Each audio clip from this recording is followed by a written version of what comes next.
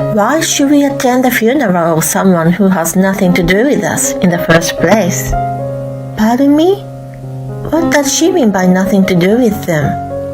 We don't have time to attend a stranger's funeral. You go ahead and have it on your own. Later, when I returned home from the funeral, I saw a file on the table.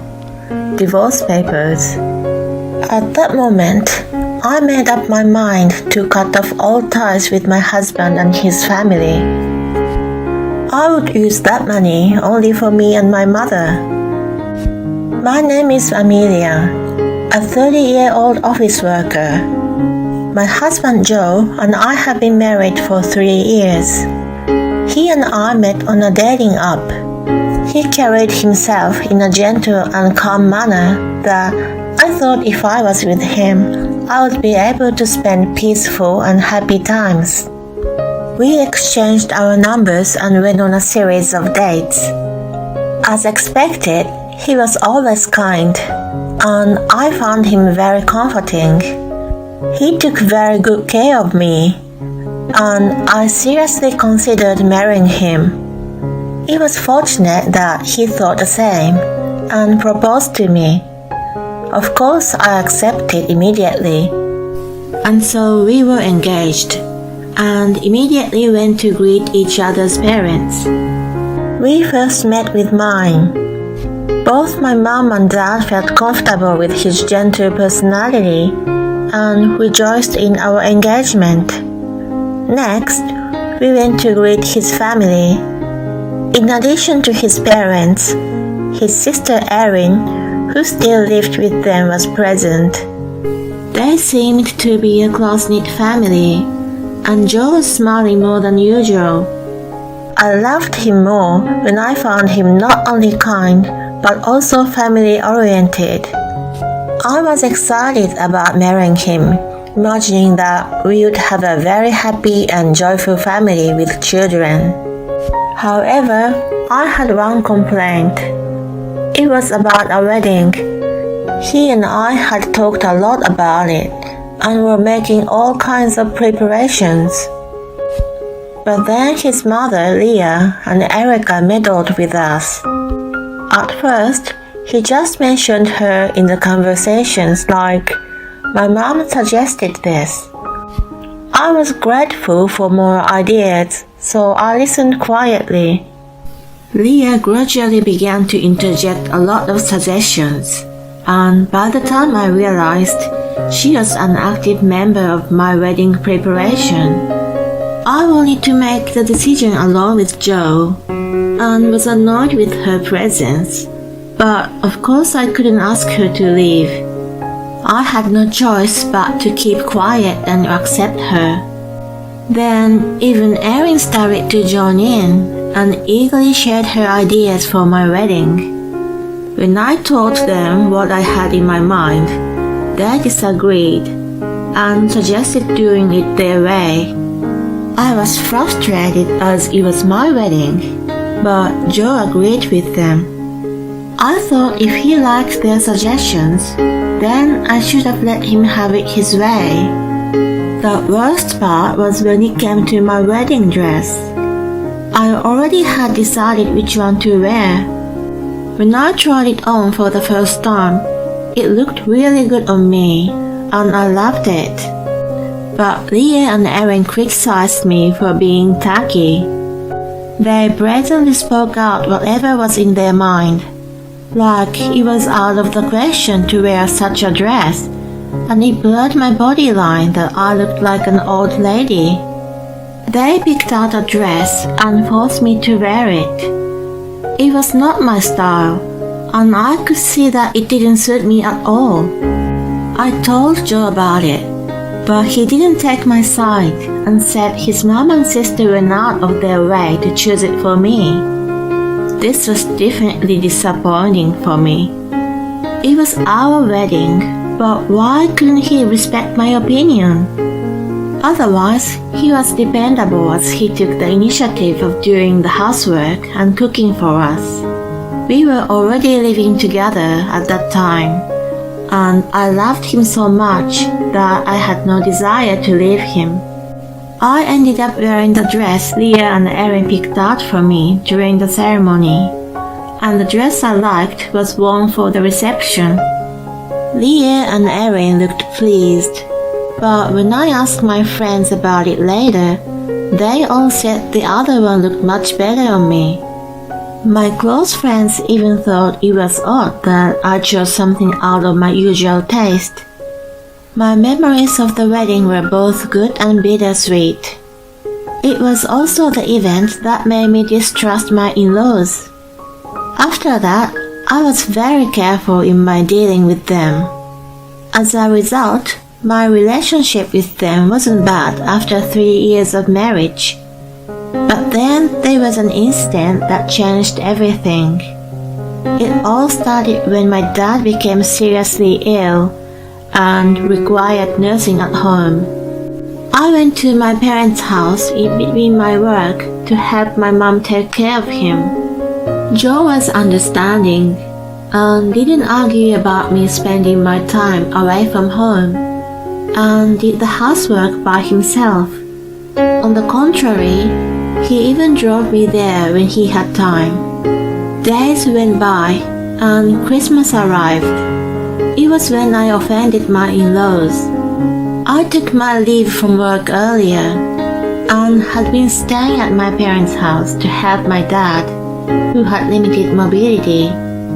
I helped my mom decorate the house and prepare Christmas dinner. The three of us spent the holiday together. In fact, the doctor told me that my dad's condition wasn't good, and I didn't know how much longer I had with him. I wanted to have as much time as possible with my dad and mom. That seemed to have angered my in-laws. When I was having a relaxed family time, I received a call from Joe. "Hello, Han. What's going on?" "Oh, sweetheart, can you come over here right away?" "Why? What's wrong?" "My mom and dad are mad that you're not joining us." "But I told you that I wanted to spend time with my parents this year. Didn't you tell them that?" "Of course I told them, but they don't agree. My mom says a wife should visit her husband's parents on Christmas Day. My relatives are waiting for you too." I was speechless. He understood my dad's condition better than anyone in my laws, yet he was letting them manipulate the situation. "I'm sorry, but I've decided to spend this year with my own parents. I can't join you guys," I said with a firm voice. He cowardly said, "Don't say that." He couldn't stand on his own feet against his parents and pleaded with me to make it happen. My in-laws were very healthy, and if Erica and other relatives are celebrating together, I didn't see what the big deal of me missing. In light of all this, I wanted to celebrate with my parents that year. This incident caused my relationship with my in-laws to deteriorate. Later on, I visited them with a box of sweets to apologize, but I was met by their blatantly cold demeanor upon my arrival. "Oh my, you come too late. What are you doing here?" I just came for the holiday greeting. Here's a box of sweets."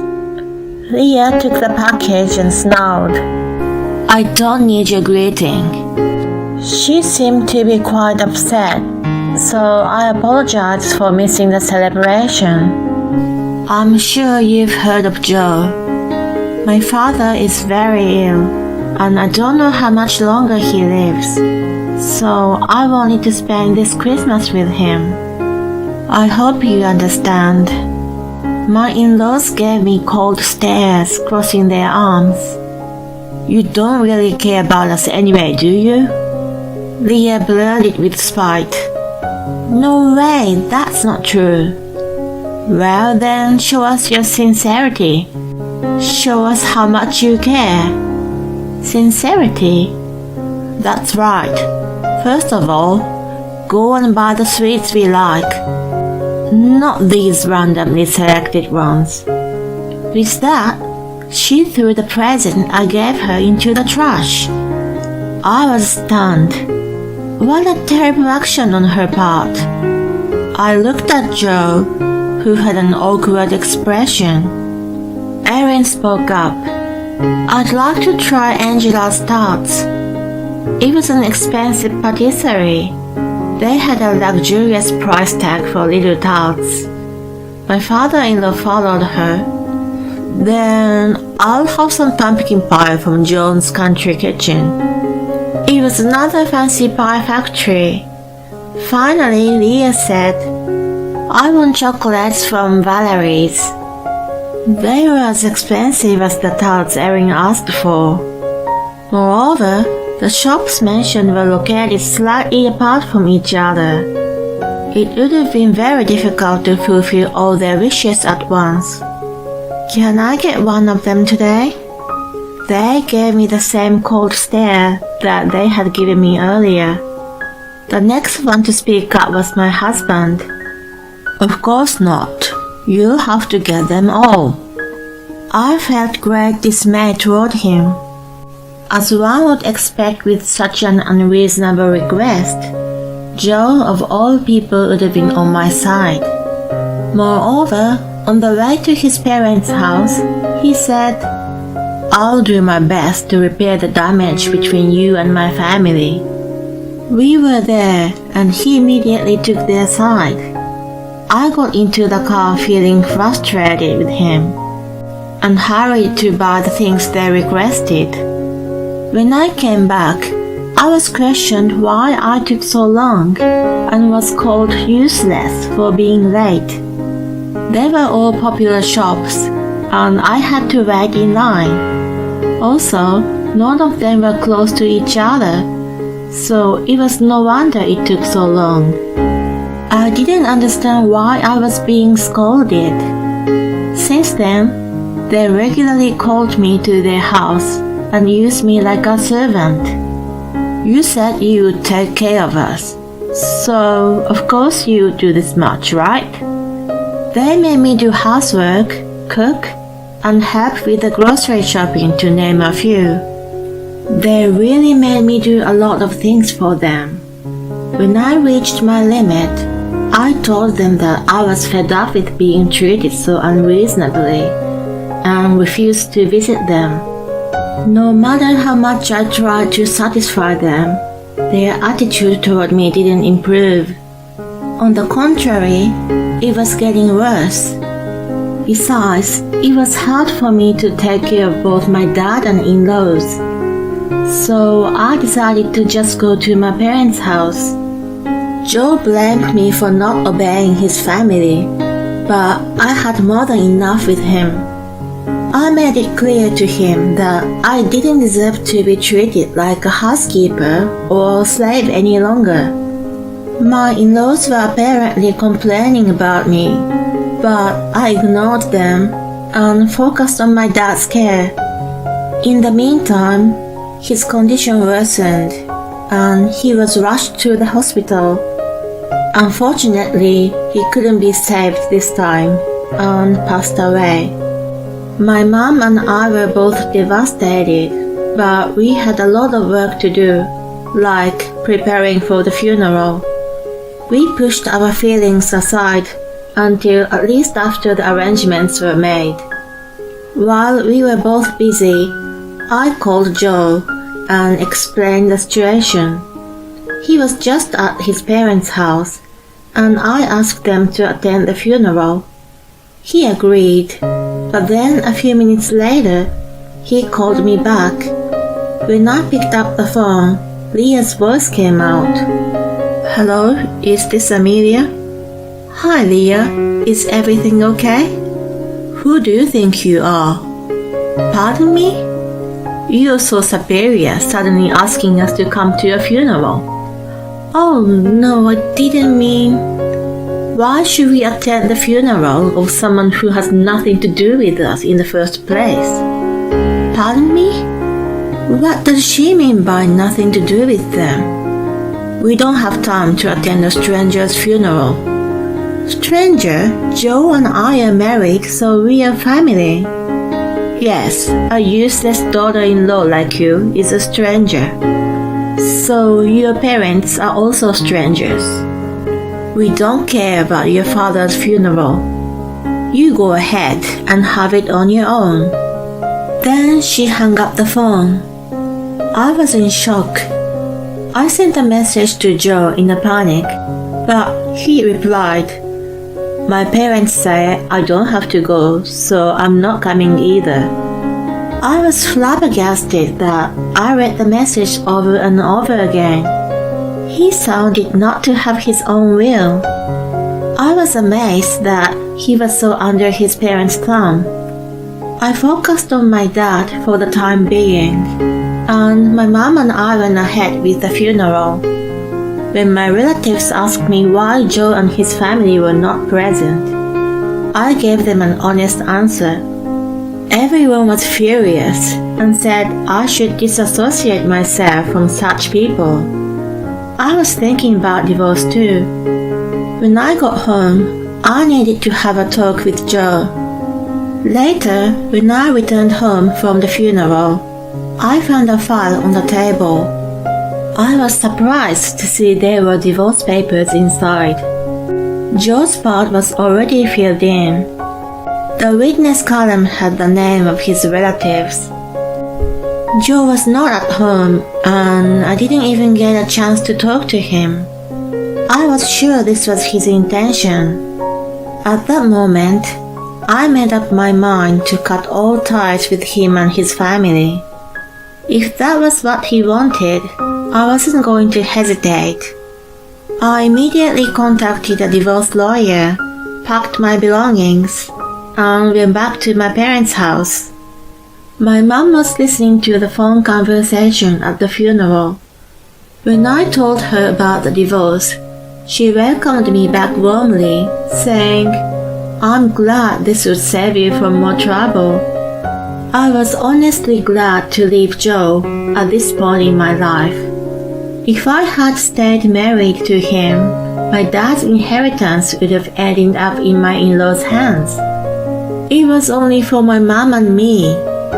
A few days later, when I was spending peaceful days with my mom, I received a call from Joe. "Hey Amelia, how long are you going to be gone?" "What are you talking about? I've already left you." He sounded so dumb. "What do you mean you left me?" "The divorce papers you left behind. That was your intention, wasn't it? I've had enough with you guys, so I've filed them." "Oh no, seriously?" "I did it because my parents told me to use it to scare you. I had no intention of actually divorcing." I was utterly disgusted. "You really don't have your own opinion, do you? It's a good thing I left you." He was apparently calling me from his parents' house, and I was on speaker. The voice on the phone changed to Leah. "Hey, what a selfish person you are." "What do you mean?" "You're the one who made me use divorce, aren't you?" "I just did what you wanted me to do and filed it." "You're such an arrogant daughter-in-law." "I am not anymore." "Shut up. It's unbelievable that you filed for divorce before we've even spoken about the division of property and stuff. Didn't you inherit a fortune when your father died? Give us half of that money. Joe was still your husband when he died. He will get half of the property." "I see, so we'll split it 50-50. "That's right. How much did you inherit?" $300,000. "Oh my gosh." The full family shouted with joy when they heard the large sum. Joe then will receive $150,000. "If we get that much money, we don't need you anymore. After you transfer it to us, you can go on living your life as you please. They were beyond belief selfish and bunch of airheads. What are you talking about? My father's inheritance is not part of the property division. It's all mine. And besides, do you remember calling me and my parents strangers? I don't have any money to spend on others. Too bad for you, but let it go. The other end of the phone suddenly quieted down. No way. Are you sure we won't get a penny? Yes, I'm sure. Never mind the money. Isn't it good enough to get rid of a bratty daughter-in-law like me? As soon as I said it, Leah changed her attitude and started to implore me. Amelia, dear, everything we've said and done so far is just a prank, you know. It's like a surprise that took a long time. That's right, we consider you family. Such a blatant lying was heinous. It's only a matter of time before I never have to deal with these people again. I'm hanging up now. If you show up at my house, I'll call the police right away. They fell silent. I hung up the phone and blocked the calls. Then, just to be safe, my mom and I sold the house and moved out. I was glad we did. My ex-in-laws broke the window of the house and burst in with some weapons to get money from me, all from resentment. There was someone else already living there, so they were immediately arrested. As a result, Joe, his father, and Erin lost their jobs, and the whole family is unemployed and living a miserable life now. I, on the other hand, signed a contract with my mom for a reasonably priced rental apartment. My dad's inheritance will be used to fund my retirement, and I am leading a peaceful and tranquil life. I will continue to work hard and live a happy life with my mother.